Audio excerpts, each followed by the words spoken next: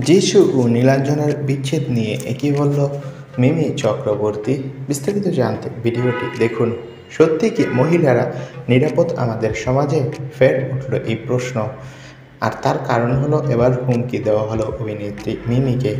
প্রাক্তন তৃণমূল সাংসদ মিমি চক্রবর্তী হুমকি পেল। প্রকাশ্যে মিডিয়ায় এমন কথা বলা হলো তাকে। ইতিমধ্যে বিষয়টাকে সামনে এনে প্রতিবাদের সুর চড়িয়েছে অভিনেত্রী নিজে।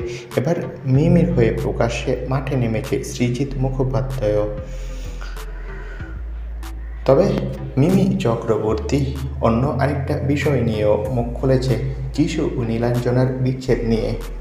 মিমি চক্রবর্তী তাদের বিচ্ছেদ নিয়ে বলেন, যিশুদাকে আমি খুব পছন্দ করি। ওনার সাথে আমার অনেক দিনের আলাপ পরিচয়। উনি আমাকে খুব আদর করে, স্নেহ করে। আমি চাইব না যাতে যিশুদা এই বড় ধরনের সিদ্ধান্তটা যাতে নেয়। মিমি চক্রবর্তী বলেন, যিশুদার উচিত সমস্ত মান অভিমান মিটিয়ে আবারও এক হওয়া।